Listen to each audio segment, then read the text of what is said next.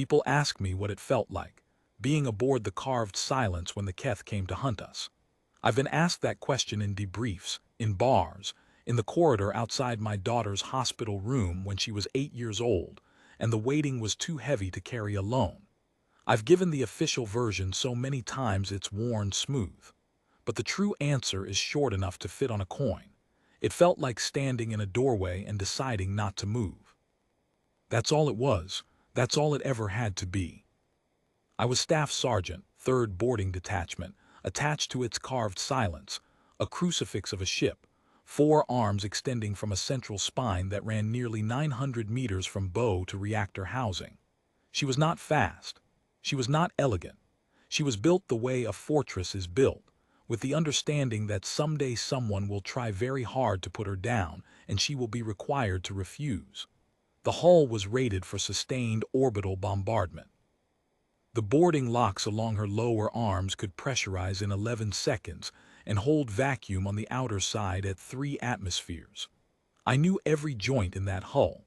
I had walked every section, twice a quarter per protocol, until the ship felt like the inside of my own chest.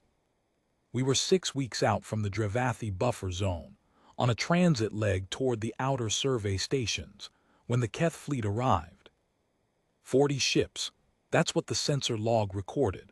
40 vessels on an intercept bearing, moving in a configuration our tactical library had no term for, not a wedge, not a line, not a defensive arc. Our intelligence officer, Lieutenant Oya, described it later as a ring closing, a hunting pattern. We didn't know that word for it yet. We learned it from the Keth themselves afterward, when the treaty linguists had done enough work for the concept to cross the gap. In their language, the formation has a name that translates roughly as the closing of the open field. They use it against prey that runs. We did not run. Captain Herrick held us at 1/3 speed and ordered silence on all active systems, not stealth, not evasion, just quiet. The carved silence went to reduced emissions, her 4 arms still extended, her profile enormous against the dark. I was in the boarding staging area on the port arm when the order came through. My detachment, 12 Marines, was already in light armor, not because we'd been ordered to suit up. Because the lieutenant had passed the word 20 minutes earlier, and we had all reached the same conclusion by ourselves. This was not going to be a radio event. The first Keth transmission came in on a broad-spectrum pulse, not coded, not on any channel we had established. It was loud enough to rattle the air circulators. Our signals team recorded it and ran it through the first-pass translation engine, which was still learning.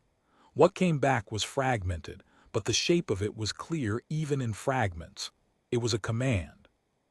In their language, there are apparently no forms of address between parties of unequal standing, only the directive, and the direction it flows. The translation engine flagged it as yield or be consumed. Captain Herrick read the translation. She set it down on her armrest panel. She said to no one in particular, log it as received. And then she did nothing else. That silence lasted 4 minutes and 11 seconds. I know because I was watching the chronometer above the staging bay hatch, counting the intervals between heartbeats to keep myself calibrated. The Keth fleet held its ring. We held our position. The carved silence didn't fire, didn't maneuver, didn't transmit.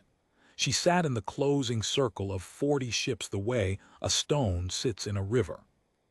The second transmission came. The translation engine, with 4 minutes of additional data, rendered it more cleanly. You are surrounded. You are outnumbered. Yield. Captain Herrick dictated the reply herself, in plain standard, and let the translation engine carry it across. She said, "We are aware of your position. We are remaining here. If you wish to speak with us, we are prepared to receive a party aboard." We found out later that this is not a thing that Prey says. There is apparently a concept in Keth culture, one that their military philosophers have debated for a long time, according to the post-contact briefings, about the difference between a creature that has not noticed the danger and a creature that has noticed it and does not care. The Keth have a name for that second category. The translation is contested, but the working version our linguists settled on is the thing that has already decided.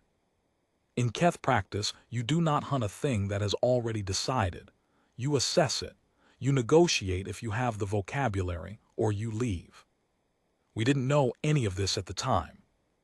What I knew from my position in the staging bay was that the ring held for another 8 minutes after the captain's reply, and then one Keth vessel, a long, narrow hull, low profile, with articulated forward sections that we later learned were sensory arrays, not weapons, detached from the formation and moved toward our port boarding lock. The captain gave the order to pressurize the lock and stand ready. She did not say stand down. She did not say stand fast.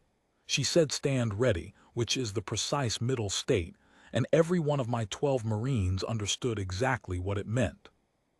I was first in the lock corridor with Corporal Vess at my left shoulder and Sergeant Thane 3 steps behind. The inner door was sealed. The outer door held vacuum.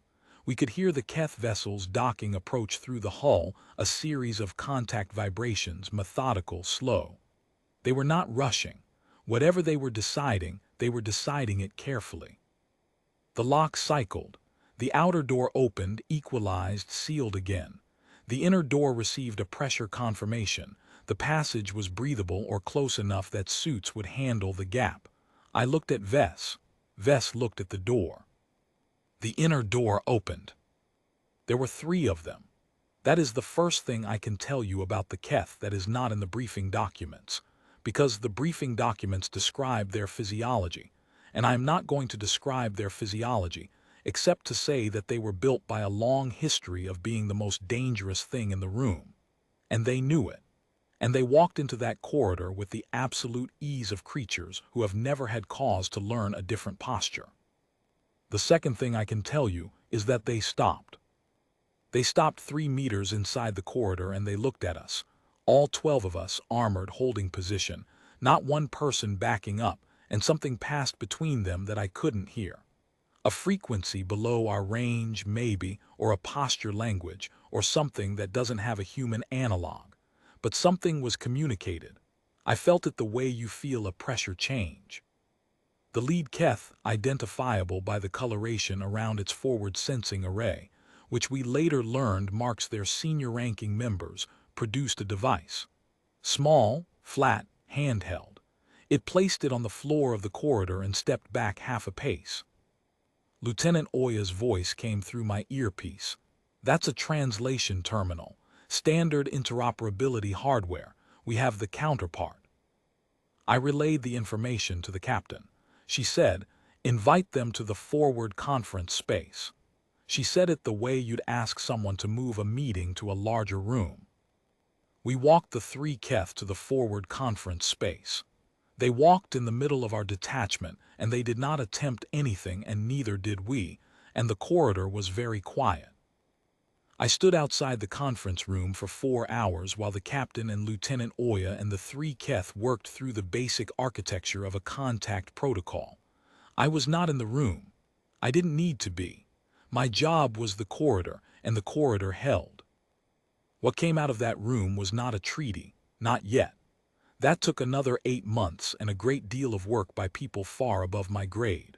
What came out was a preliminary understanding that we were not prey, that the Keth were not themselves, incapable of adjusting their assumptions when the evidence required it, and that the carved silence would remain at the contact point as a neutral anchor while both fleets held position. The Keth fleet did not fire. They did not leave. They held their ring and we held our position inside it, and slowly, over the following days, then weeks, the ring opened. Not as a retreat, as an acknowledgement. I've read the official contact summary. It describes that moment in terms of diplomatic thresholds and protocol frameworks. That's accurate. That's what it was at the policy level. At the corridor level, it was something simpler. 40 hunters came and looked at what they'd surrounded, and what they'd surrounded looked back and didn't move, and the hunters had to build an entirely new category. They called us, in the working translation, the thing that has already decided. I've been called worse. The treaty was signed a year and 2 months after the contact event. There's a clause in it, the humans didn't put it there, the Keth did, that specifies a phrase for the opening of any formal communication between our species. The translation runs, "We acknowledge that you have already decided." It means, we are speaking as equals. The Keth proposed it themselves. I was not at the signing ceremony.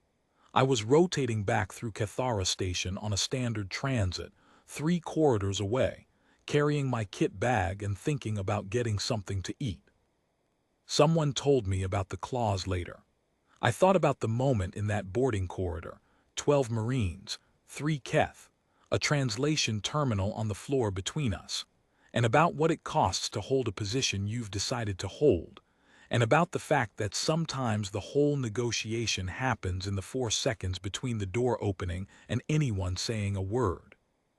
That's what held them, not the 900-meter hull, not the boarding locks rated for 3 atmospheres, not the 40 ships they'd brought and we hadn't flinched from. The 4 seconds, the stillness in it. We had already decided, and they could see it, and that was the thing they had no category for until we gave them one.